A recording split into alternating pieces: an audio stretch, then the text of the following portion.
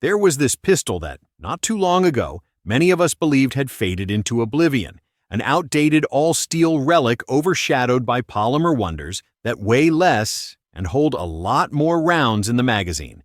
Some folks even said it would be useless, that it would only be remembered by collectors and die-hard aficionados of old military sidearms. So what happened? Why is it now one of the hottest guns in America? And can you guess what it is? In this video, we'll talk about how that pistol not only cheated retirement, but has become one of the most in-demand pistols on the market, and why so many gun lovers are thrilled to see it becoming more and more popular again.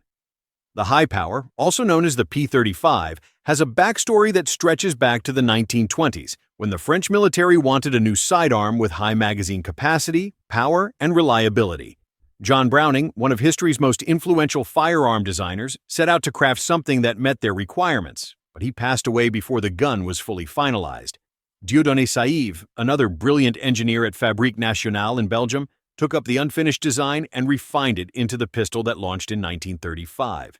This was a momentous arrival, because up until then, it was rare to find a double-stack 9mm that could hold as many rounds without making the grip unwieldy. The original high power typically carried 13 rounds, which was unprecedented in the 1930s. For decades, it served in conflicts around the world. Belgian soldiers carried it, Canadian troops used it, and the British relied on it. During World War II, even the occupying German forces recognized it as valuable and put Belgian-manufactured high powers to use. Over 1.5 million high powers have rolled off production lines in Belgium, Canada, and Argentina, among other places, and many of these served globally through the Cold War and beyond. By the time the late 20th century arrived, though, polymer-framed pistols became the new craze, especially among those who wanted something lightweight with high capacity. The high power, in comparison, had an old-school steel frame and a single-action trigger reminiscent of the iconic 1911. It was heavier than the new generation of polymer guns, and it had a couple of features that certain shooters found annoying, such as the magazine disconnect and the possibility of hammer bite on the firing hand if your grip wasn't just right. In 2018, Browning Arms and FN Herstal decided to end production, seemingly closing the curtain on an 80-plus-year run. The Steel Warrior appeared to have taken its final bow, and many in the firearm community figured that was the end of the line. But firearms history has a habit of reviving classics when people least expect it. Over the next few years, fans who longed for the high powers combination of easy shooting and historical cachet kept scouring the used market and snapping up any old examples they could find. As the original models became rarer, new manufacturers around the globe saw a chance to fill the demand. That's how the resurrection kicked off. Turkish companies like Tisus began offering their take on the high-power platform. Girsan introduced the MC P35, which gave enthusiasts an affordable steel pistol that was not only reliable but also surprisingly easy on the eyes. Things really exploded when Springfield Armory launched its SA35 in 2021, reminding people that steel and nostalgia could still dominate in a world of polymer everything.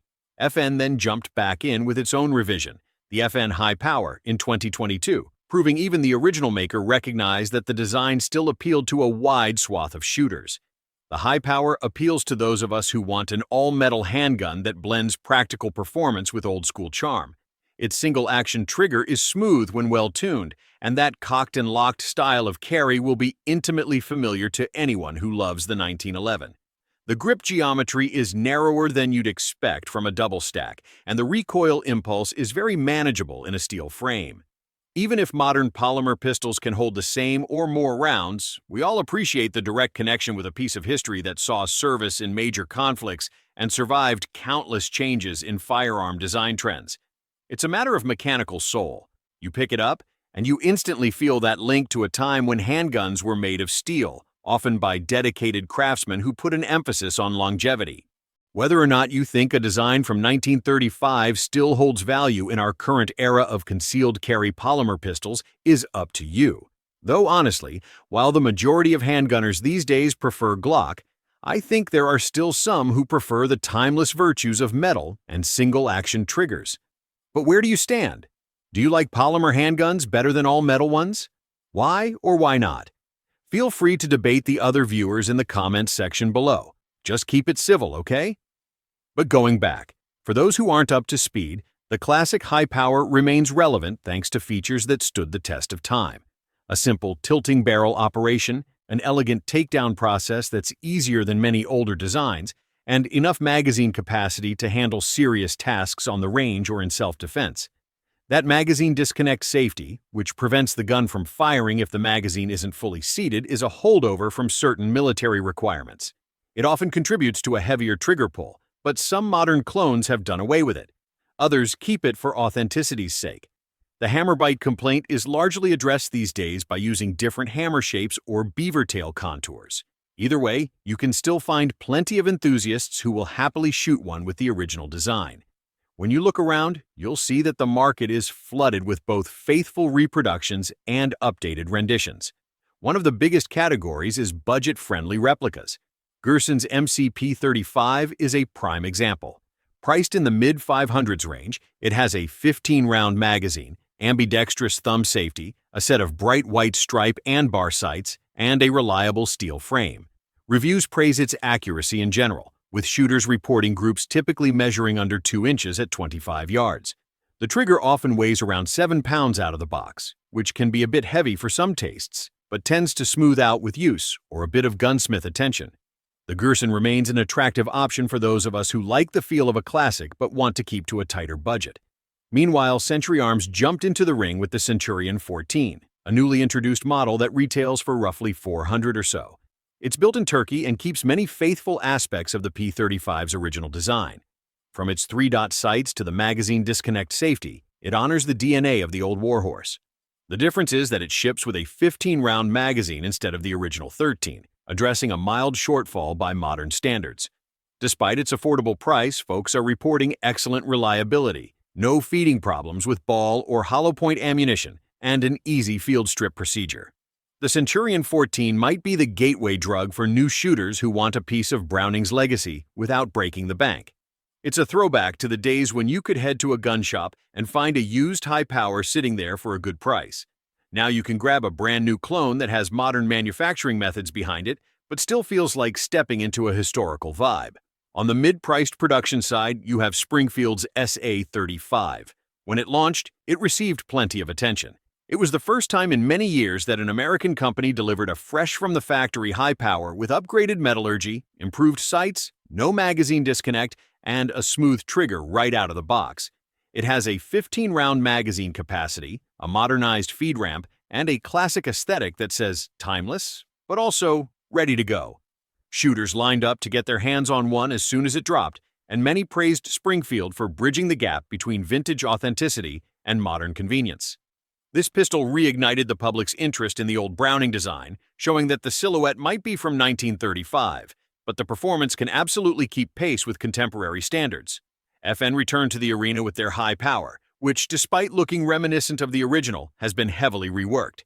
They enlarged the ejection port, added an ambidextrous slide stop, redesigned the takedown procedure, and bumped capacity to 17+1. While it might not be directly parts compatible with older high powers, it's an undeniably fresh interpretation that proves the original concept has staying power. Some might say it's drifted from the old blueprint, but it still respects that single-action heritage while addressing requests from modern shooters who want expanded capacity and better ergonomics. Then we have the top-shelf custom approaches.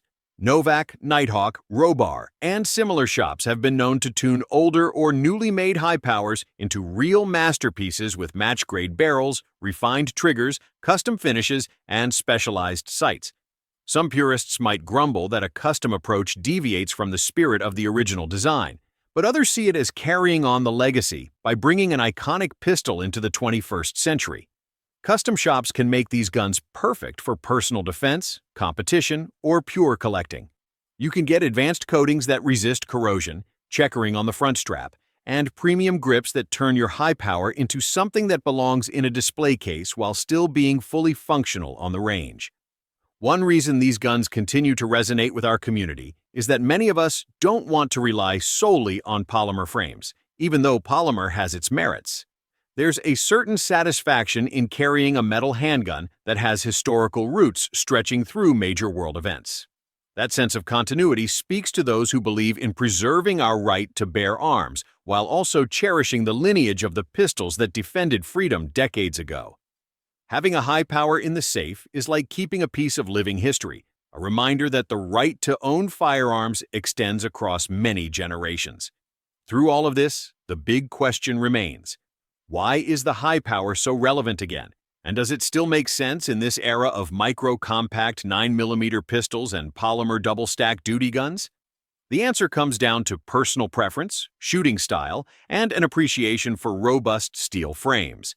For many folks, a well-designed single-action trigger is something polymer striker-fired guns just can't replicate. You also can't deny the sheer nostalgia or the time-tested track record. If you need to trust a sidearm for personal defense or range use, the Browning design has been proven in conditions far more taxing than most of us will ever see. Looking forward, I think we'll see even more new variations aimed at modern tastes. Who knows? Maybe we'll see railed frames for tactical lights, optics-ready slides for mini red dots, shorter detective-style versions, or custom variants that harness new materials while keeping the heart of the design. The interest is there, especially now that multiple companies are jumping in. There might be a .22 caliber training model on the horizon for those who want a cheaper way to run their high power at the range. As for capacity, we've seen 15 and 17 rounds so far. Maybe someone will push that boundary even further while maintaining a comfortable grip. If you appreciate classic firearms, I really think you should give the high power family a try. You can thank me later. Whether you're a longtime devotee who misses when these pistols were on every gun store shelf, or you're brand new and just discovering that high power has nothing to do with high point, you'll find that the design is surprisingly practical for today's environment. If you haven't tried one and you see a new Centurion 14 or Girsan MC P35 at your local shop, don't be shy about picking it up. You'll likely enjoy the crisp single-action break, the comfortable balance, and the sense of tradition baked into every shot. I will always have a soft spot in my collection for a proven steel-framed sidearm that has served in everything from World War II to present-day hidden carry setups. But what's your view of such pistols? Comment below. Let's talk about it.